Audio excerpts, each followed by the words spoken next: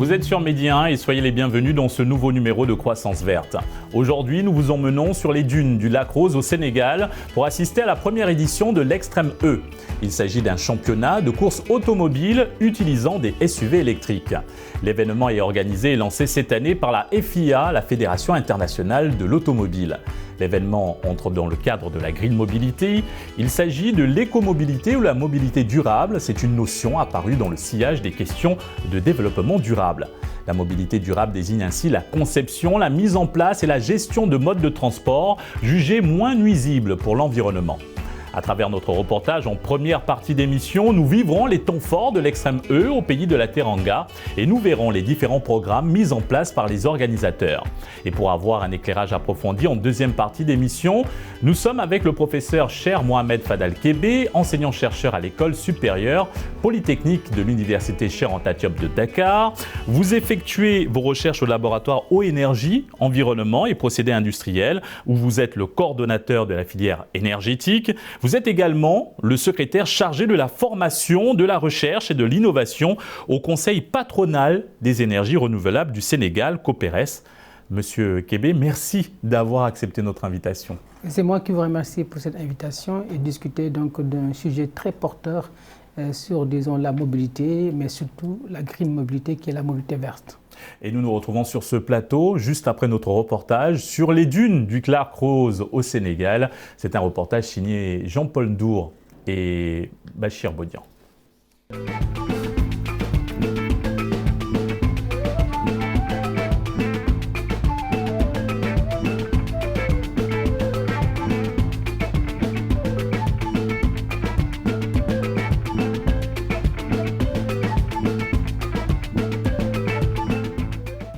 Après le désert d'Al-Oula en Arabie Saoudite en avril dernier, le tour du monde de la nouvelle série révolutionnaire de courses électriques tout-terrain s'est tenu au lac Rose. De son vrai nom, lac Redba, il est situé au nord de Dakar à une quarantaine de kilomètres. Un circuit de 6 km dans les dunes, à proximité de la mer avec 9 véhicules en lice.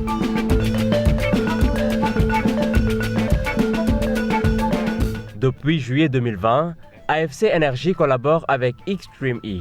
L'entreprise basée au Royaume-Uni développe des piles à combustible alcaline qui utilisent l'hydrogène pour la production d'électricité. Toutes les machines que nous utilisons produisent de l'énergie propre à 100%. Elles permettent de meilleures performances et des coûts d'exploitation plus bas dans le cadre des efforts mondiaux de décarbonisation des industries.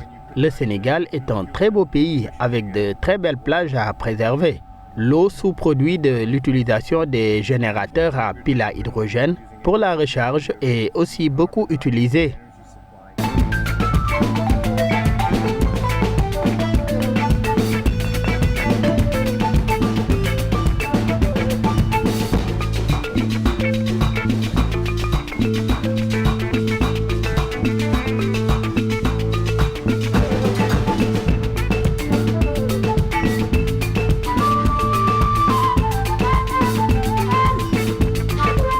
L'une des superstars de la deuxième étape de la première saison de l'Extreme E, le pilote français Stéphane Sarrazin est sorti de l'anonymat grâce à ses 6 podiums au légendaire 24 heures du Mans.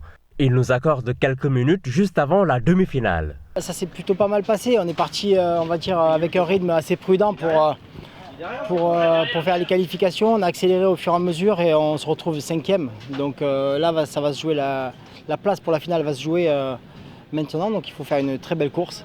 Avec Jamie, on va essayer de tout donner pour ça, en 30 minutes. Beaucoup de boss et c'est très difficile de garder la voiture en ligne en fait. La voiture est toujours en train de sauter. Du coup, c'est très difficile, mais c'est vraiment un plaisir d'être ici. Le circuit est magnifique. Et c'est la première fois pour moi ici en Afrique, donc je suis très content. Ce qui est bien, c'est que l'Extreme E, avec tous les médias, la presse arrive à faire voir qu'il faut vraiment changer, faire des efforts pour le recyclage des déchets plastiques. On en voit beaucoup sur les plages, donc je trouve que c'est bien qu'à travers le sport, on puisse aider un tout petit peu à faire voir que les choses doivent changer. Au bout d'une odyssée électrique, la team Veloce se retrouve en finale. Jamie a pris un très bon start. Elle s'est retrouvée 2e. Et après, elle a eu un problème technique. Le pit limiter s'est mis en marche, elle s'est fait doubler. Le pit limiter, c'est ce qui permet de réguler la vitesse dans la pit lane à 28 km/h. Moi j'ai pris le volant 3e.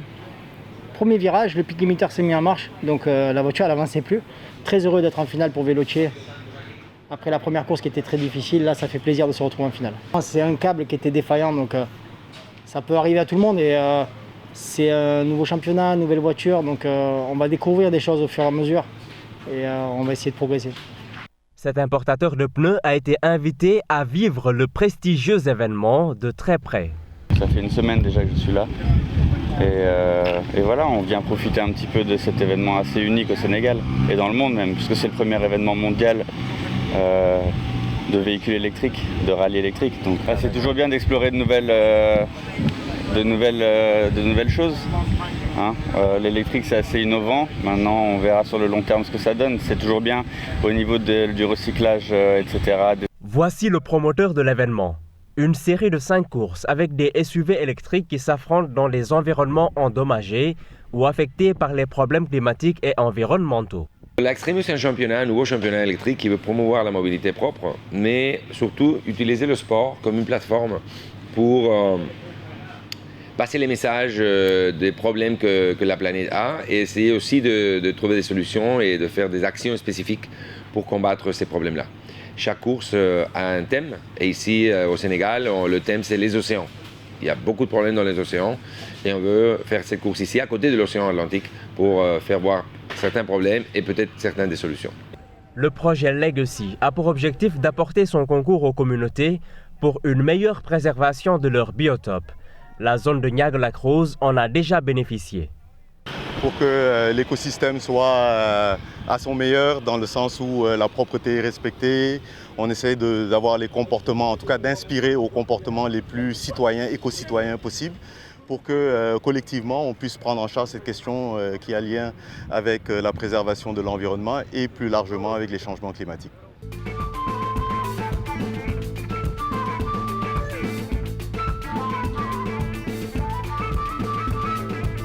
Chez les habitants du village, le sentiment est mitigé. La compétition est une aubaine, nous en sommes très contents. Beaucoup de jeunes chômeurs du village y travaillent. Les voitures électriques que nous avons vues nous font beaucoup rêver. Et franchement, le visage du lac a complètement changé.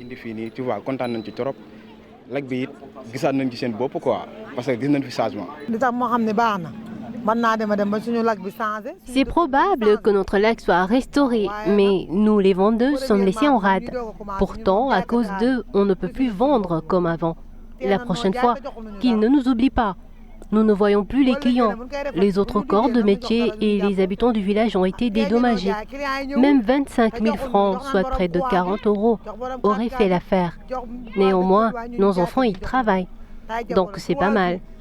Le lac Rose sera mieux connu et beaucoup d'argent sera injecté dans l'économie.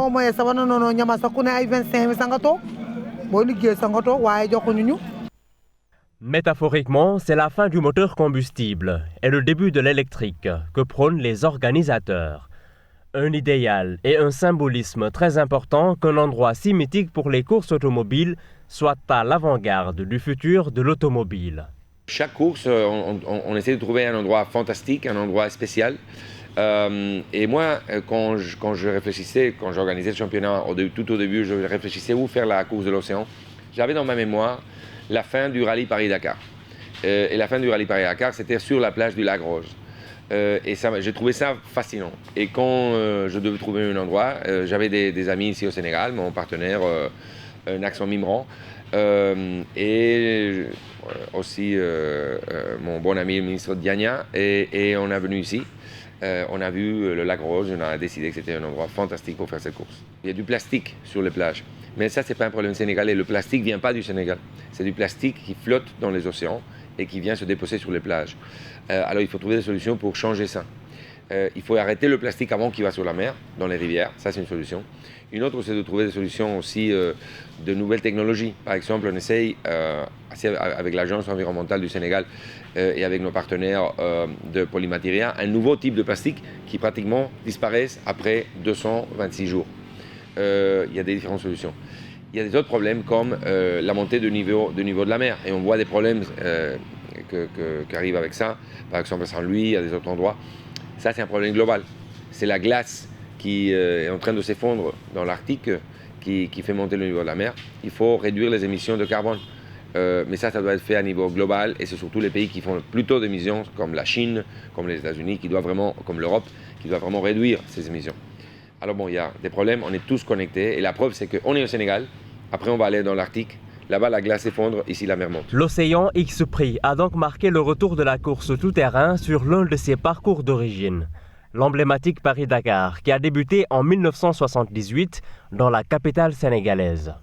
Je pense que pas tout pourrait être électrique, mais déjà il faut aller dans ces directions-là, peu à peu, mais il faut commencer quelque part.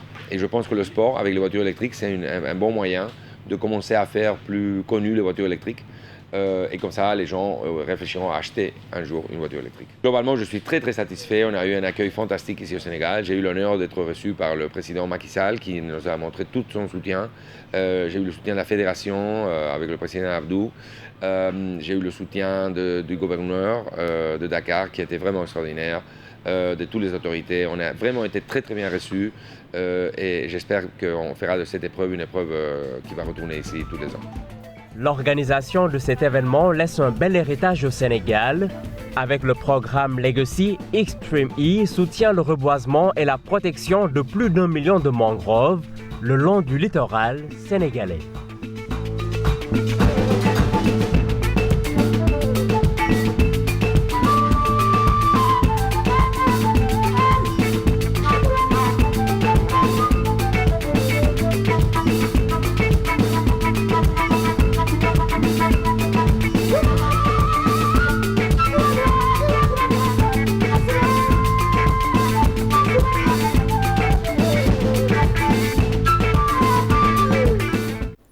De retour sur le plateau de Croissance Verte, nous sommes à présent avec le professeur Cheikh Mohamed Fadal Kébé, enseignant-chercheur à l'École supérieure polytechnique de l'Université Cheikh Anta Diop de Dakar. Vous effectuez vos recherches au laboratoire Eau, Énergie, Environnement et Procédés Industriels. Vous êtes le coordonnateur de la filière énergétique. Vous êtes également le secrétaire chargé de la formation, de la recherche et de l'innovation au Conseil patronal des énergies renouvelables du Sénégal. Alors, l'Extreme E, ou Extreme E en français, c'est cette course de véhicules électriques qui s'est tenue au Lac Rose. C'est une initiative qui rentre dans le cadre de la Green Mobility. Justement, qu'est-ce que la Green Mobility, professeur? Merci beaucoup encore pour cette invitation pour discuter sur effectivement la Green Mobility. En fait, de manière générale, un secteur qui est le secteur du transport, mais qui en fait touche tout ce qui est effectivement problématique énergétique, mais Green Energy. Alors, pour définir la Green Energy, on peut dire que c'est en quelque sorte le passage, disons, de voitures à combustion thermique, utilisant du diesel ou de l'essence, qui sont effectivement des sources d'énergie polluantes, parce que ça émet des gaz à effet de serre, et passer par ce qu'on appelle des véhicules électriques.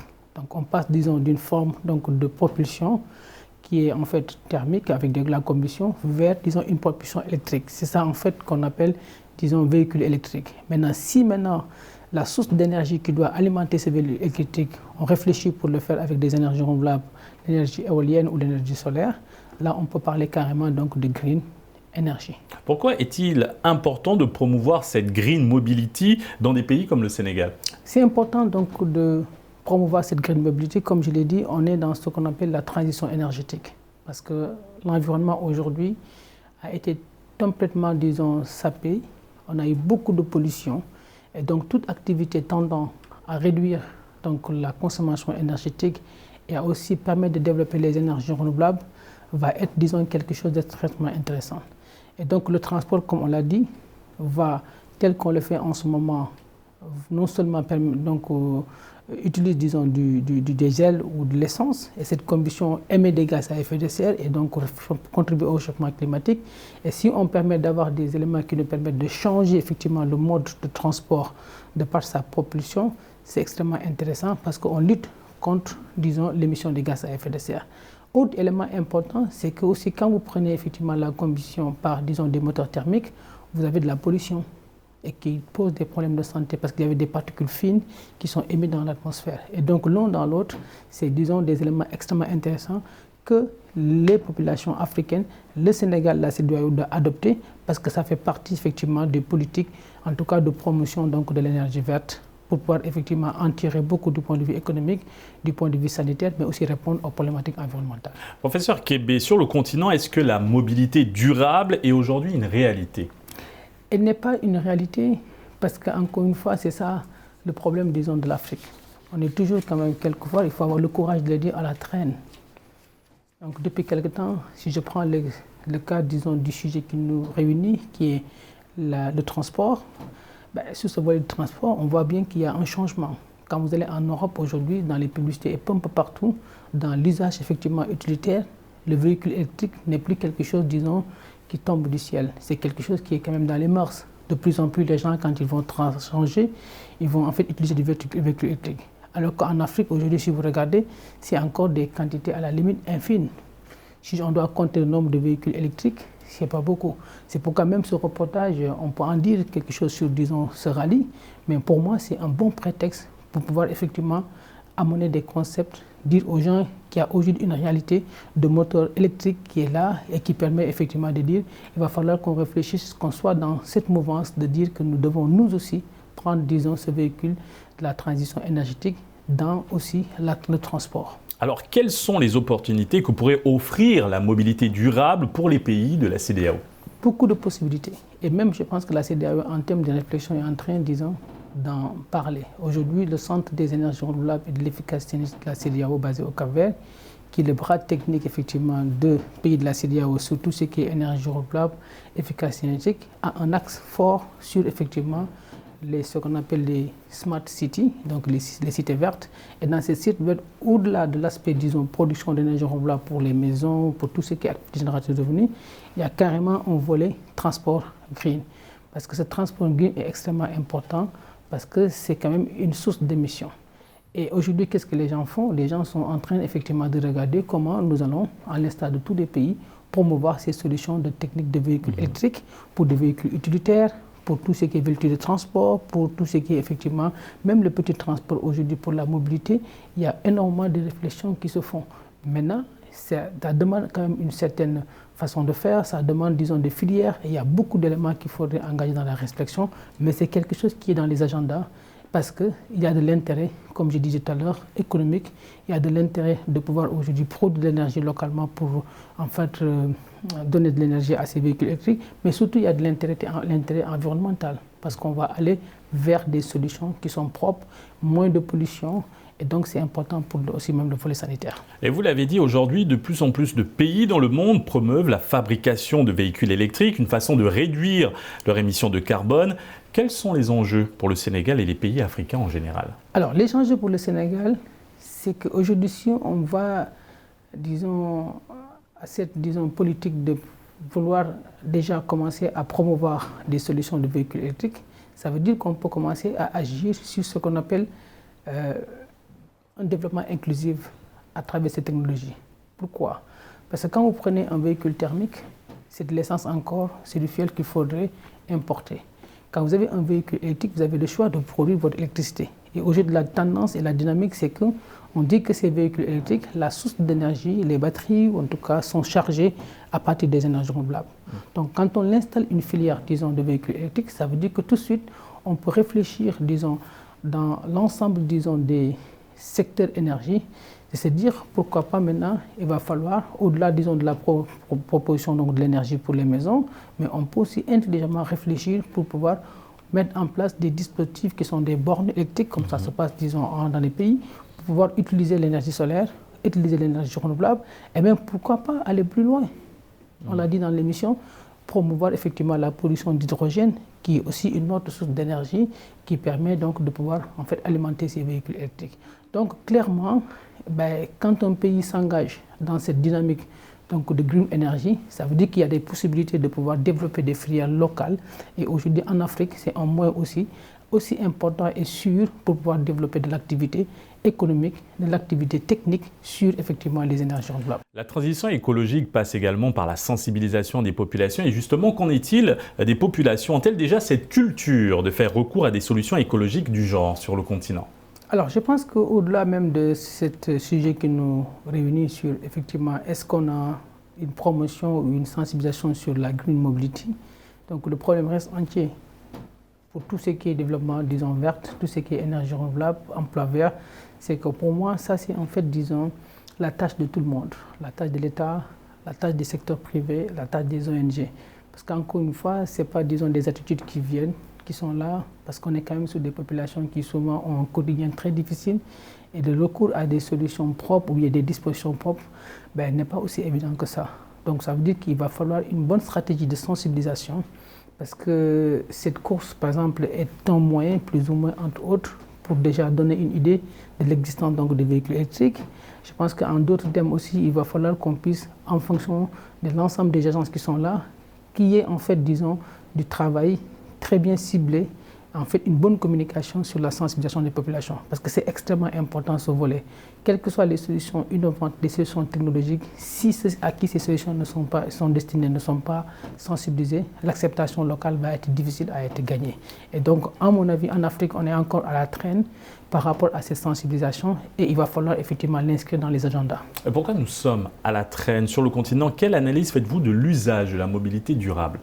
Alors, l'analyse que j'ai faite de l'usage de la mobilité durable, comme je dis, c'est qu'on n'est pas souvent en Afrique précurseur.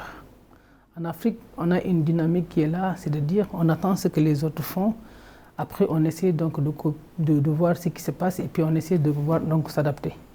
Et le véhicule électrique, je donne un exemple, depuis quelques années, c'est une pratique qui est maintenant dans toutes les mœurs. En Europe, je ne dis pas que c'est ça qui est en fait, disons, du point de vue statistique plus prépondérante, mais on sent qu'aujourd'hui, dans le quotidien de tout le monde, si aujourd'hui on veut changer de véhicule, la tête veut que vous allez vers un véhicule hybride déjà ou bien un véhicule électrique à 100%. Maintenant, nous, en tout cas, comme je dis, il va falloir que, du point de vue, à la limite agenda, que l'État, le secteur privé, l'ensemble des parties prenantes, qu'ils puissent, disons, avoir cette attitude, disons, à la limite visionnaire. De se dire que la mobilité, ou la green mobilité précisément, de toutes les façons, est extrêmement important pour nous parce qu'elle contribue effectivement à la transition énergétique. Donc il va falloir tout de suite qu'on puisse commencer à y aller. Écrire même à commencer, comme je disais tout à l'heure à l'entame de l'émission, c'est que dans, disons, la réflexion qu'on a fait d'ici 2030, il y a beaucoup, disons, d'axes sur l'efficacité énergétique, sur le développement des énergies renouvelables. La mobilité a un axe. Et donc, ils sont en train de réfléchir pour voir comment, du point de vue régional, on a, disons, cela, et puis du point de vue étatique, et quelles sont les politiques et comment, de manière très précise, on va pouvoir lancer ces programmes. Et en quoi cette green mobility ou mobilité durable peut contribuer à développer des solutions d'intégration des énergies renouvelables, surtout pour les applications isolées? Alors, l'intérêt effectivement de la green mobility, au-delà du fait qu'on va promouvoir en fait des véhicules électriques pour différentes applications, mais surtout ce qui est important nous pour l'Afrique, c'est d'exploiter nos potentiels d'énergie renouvelable pour que le véhicule électrique soit chargé par de l'énergie renouvelable. Alors, il y a une autre application qui peut être extrêmement intéressante. Quand vous regardez en Afrique, nous sommes encore sur ce qu'on appelle des solutions isolées. Ça veut dire que nous avons des dispositifs d'énergie renouvelable qui sont installés dans les maisons où vous avez ce qu'on appelle la batterie qui va stocker. Alors, quand vous avez un véhicule électrique, c'est comme si vous avez une batterie qui se balade. Dans la journée, on la charge, elle fait son transport, le soir, il revient à la maison. Et quand tu reviens à la maison, automatiquement, vous pouvez, disons, le connecter pour que le soir, comme il n'y a pas de production d'énergie renouvelable, la batterie continue à être effectivement votre support pour continuer à pouvoir faire. Parce que ce qui coûte cher aujourd'hui quand vous avez un système d'énergie renouvelable, c'est la batterie que vous achetez de manière isolée. Maintenant, si vous avez maintenant une green mobility, les solutions de batterie qui sont là-bas, on appelle ça des solutions de batterie lithium. Donc non seulement elles sont performantes, assurées sur des durées de vie extrêmement intéressantes, et vont même au-delà de la durée de vie de la batterie, de la voiture. Parce que la batterie que vous utilisez dans une maison, il y a même des solutions ou des filières où on va recycler, on va donner une seconde vie à la batterie pour l'utiliser dans les maisons. Et donc, c'est extrêmement intéressant, disons, de voir comment associer, disons, la green mobility et, disons, l'énergie renouvelable. Et aujourd'hui, dans le concept de Smart City, tous ces volets-là sont des volets qui sont développés. Et donc, il faut que l'Afrique vraiment puisse rentrer dans cet élément-là. Merci, professeur Kébé, pour cet éclairage sur la Green Mobility et merci d'avoir accepté notre invitation. C'est moi toujours qui vous remercie parce que c'est toujours l'occasion de venir s'entretenir avec vous, mais surtout partager un peu la petite expérience que nous avons sur ce sujet aujourd'hui qui est d'extrême portée, parce qu'on parle effectivement d'énergie renouvelable, on parle de santé, parce que c'est pour éviter la pollution à travers les particules fines, mais surtout on parle d'opportunités pour que l'Afrique doit saisir pour aller vers cette transition énergétique, pour des questions d'économie, des questions donc de développement inclusif. Et je pense que la Green Mobility fait partie effectivement de tout ce concept qui est finalement le concept de Smart Ville, Smart City. Merci beaucoup. Merci professeur Kébé. Et c'est tout pour cette émission. Très bonne suite des programmes sur Medi 1.